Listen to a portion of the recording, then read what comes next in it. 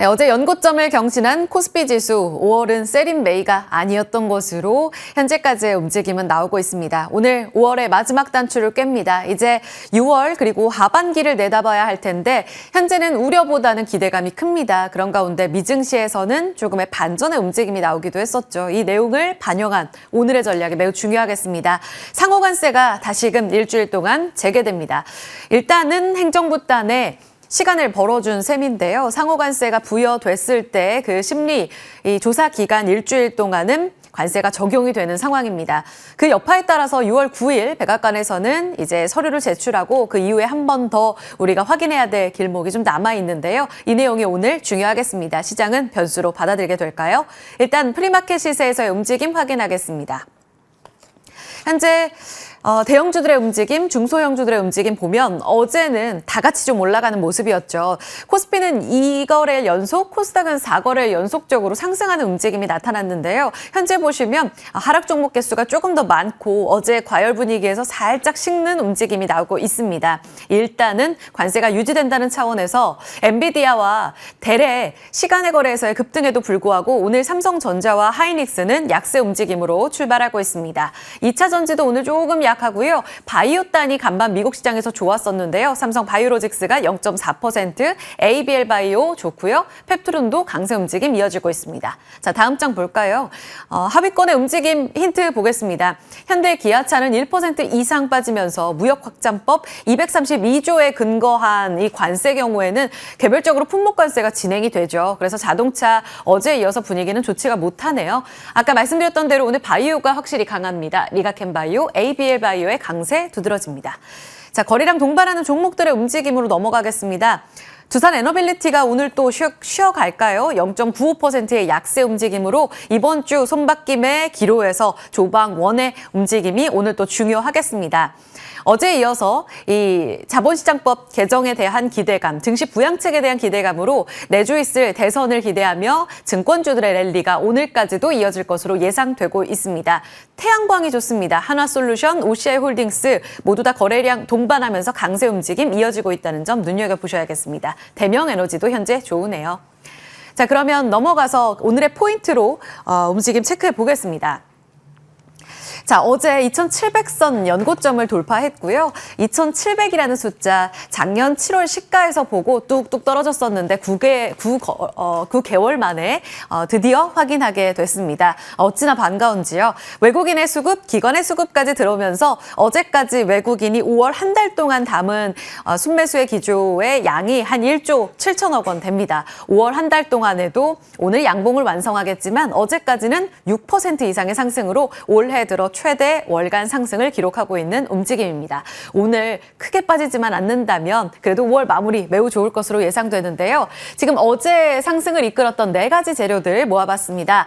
관세 리스크가 낮아졌다는 점, 우리가 예상치 못했던 미국 연방법원의 판결로 상호관세가 정말 뒤집힐 가능성이 부각이 됐죠. 그래서 아시아 증시 다 좋았었습니다. 그 분위기가 가장 컸고요. 신정부 다음 주에 이제 출범합니다. 자본시장법 상법 개정 이를 인해서 코스피 이제 디스카운트를 완전히 해소할 수 있을 거라는 기대감이 불었고요.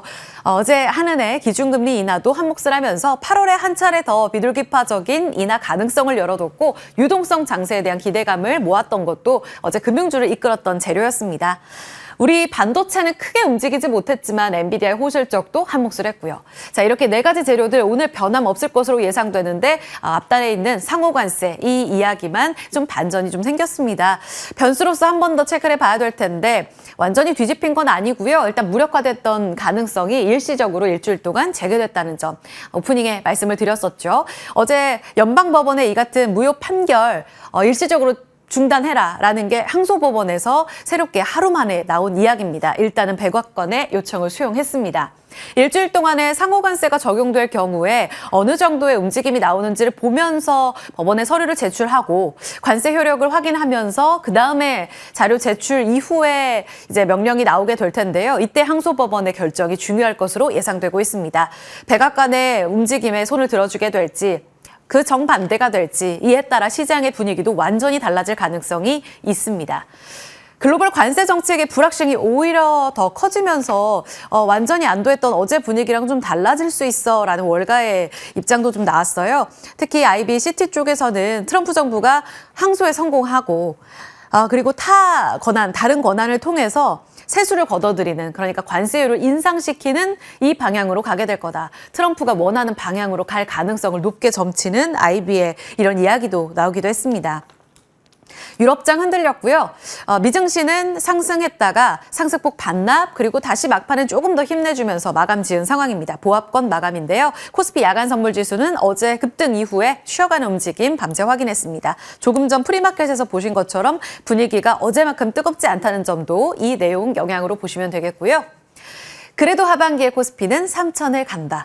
우리 제갈 길 갈 거다라는 기대감은 바로 다음 주에 있을 우리 내부적인 빅 이벤트 대선에 좀 달려있죠. 그래서 증권가에서는 하반기 코스피 예상 밴드를 거의 다 상단을 높였습니다. 3,000포인트, 3,050포인트를 보는 유진투자증권의 의견까지. 말씀드린 대로 핵심 키워드는 신정부 출범입니다. 증시 부양할 거고 주주 환원 정책 적극적으로 움직임이 나오게 될 거다. 작년 밸류업을 이어받은 양당의 이런 정책을 감안해 봤을 때 충분히 가능하다는 거죠. 게다가 관세 리스크도 상반기보다는 떨어질 거다. 그래서 원화 강세로 외국인이 들어오는 기조를 기대한다라는 게 증권가의 시각입니다. 말씀드렸다시피 5월 한 달 동안 외국인이 2조 원 가까이 담았고요. 작년 8월 이후로 9개월 연속적으로 순매도를 보였는데 드디어 돌아온 이 움직임의 기조에서 이제 본격적인 랠리가 가능할지를 보셔야겠습니다. 자, 증권, 금융, 지주사 이 안에서 지수의 상승에 수혜를 받을 수 있는 섹터로 증권가에서는 꼽고 있는 상황입니다. 불붙은 배당소득 분리과세 그 안에서도요. 상법 개정안 그리고 자본시장법 개정안 각각 후보가 좀 다르게 개정 방향을 좀 잡고 있죠. 하지만 공통적으로는 배당소득 분리과세를 집중적으로 바꾸겠다라는 내용을 말하고 있습니다. 지금은 종합소득세에 좀 포함이 되어 있는데요. 바꾸게 되면 일단 주가의 선순환으로 움직임은 긍정적으로 나타날 거라는 게 증권업계 의견입니다. 별도과세 처리하게 되면 배당주 투자 활성화되고 상장사의 배당도 증액하고 기업도 좋고 투자자들도 좋을 거다. 주가 당연히 올라가면서 어느 정도의 디스카운트를 해소할 수 있을 거다라고 보고 있습니다. 하나투자증권에서는 일찍이 5월 이번 주에 배당소득 분리과세 수혜주 한 20개 종목을 쭉 선별했더라고요. 상단에 위치하고 있는 건 압도적으로 금융이 조금 더 많습니다. NH투자증권, 기업은행, 하나금융지주, 삼성화재, 그리고 리노공업 같은 종목들 반도체도 담겨 있었는데요. 압도적으로 금융사의 비중이 높다는 점은 감안해 보셔야겠습니다.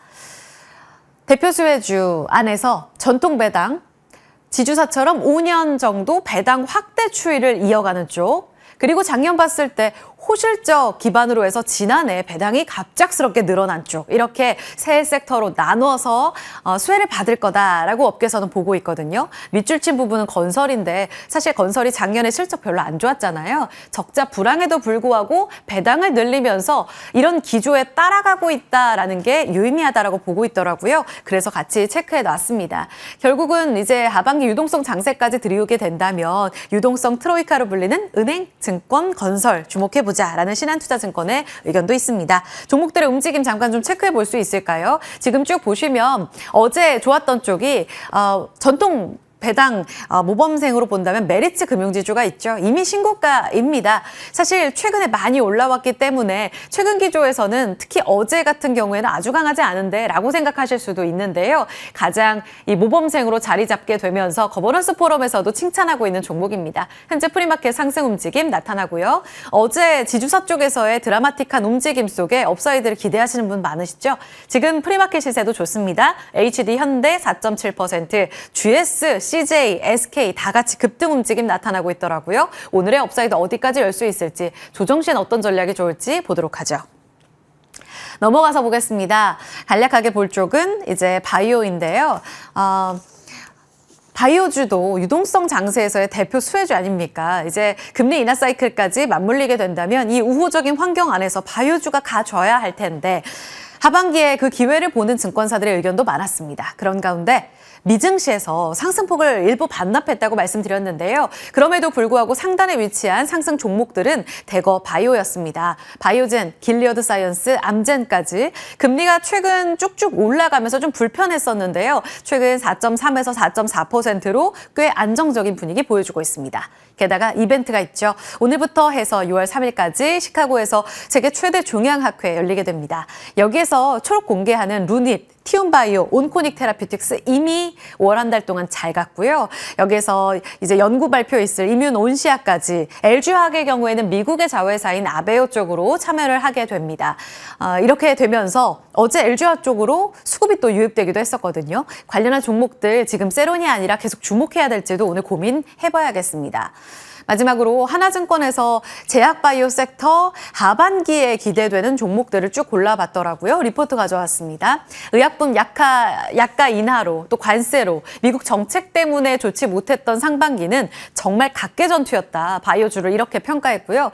하반기에도 역시 각계전투이나 기술 이전 이벤트를 감안해봤을 때 전체적인 이 성과를 기반으로 해서 유동성 장세까지 맞물리면 좋아질 거다라는 분위기를 제시하고 있습니다. 상반기 기술 이전 성과에 주역이 됐던 세 종목 적어놨고요. 하반기 임상 발표 예정된 종목들, 그래서 기술 이전이 기대되는 종목들 같이 모아봤습니다. 이들 종목들 중심으로 해서 체크해봐야 될 종목은 어디가 있을지 좁혀가 보죠. 지금부터 개장 준비 Q&A로 출발합니다.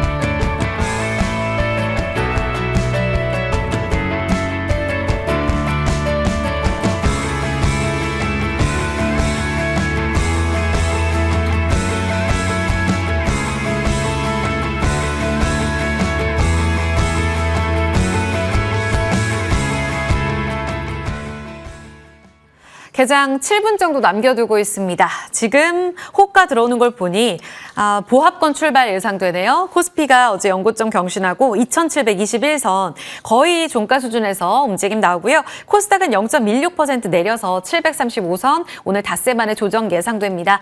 두 분의 준비 궁금합니다. 정태근 미르경제연구소 이사, 김태성 ISF 본부장입니다. 어서 오세요. 네, 반갑습니다. 네, 안녕하세요. 지금 시장이 조금 식었어요. 그런 가운데 어제 좋았던 지주사 쪽으로 먼저 질문 드려보고 싶은데요. 김태성 본부장님, 네. 이쪽부터 보도록 하죠. 유동성 트로이카주 하반기 기대하자라는 의견이 있고 일단 다음 주 대선을 감안해봤을 때 지금 호가 수준에서 제일 좋은 지주사, 오늘도 업사이드를 기대해 볼 수 있을지 어떻게 보여야 될까요? 지주사 할인율이라든지 최근에 올라온 것 대비해서 이제 올라갈 수 있는 상승폭들을 계산을 해봤었을 땐 적어도 20%에서 30% 정도 올라갈 수 있는 기업들이 많긴 많더라고요. 그런데 문제는 결국 이제 테마적으로 움직일 것이냐 아니면 정말로 그들의 가치를 인정하면서 중장기적으로 끌고 갈 것이냐 혹은 배당에 대한 기대감을 가지고 여기에 들어온 수급들이 오래 머무를 것이냐 이게 관건일 것 같아요.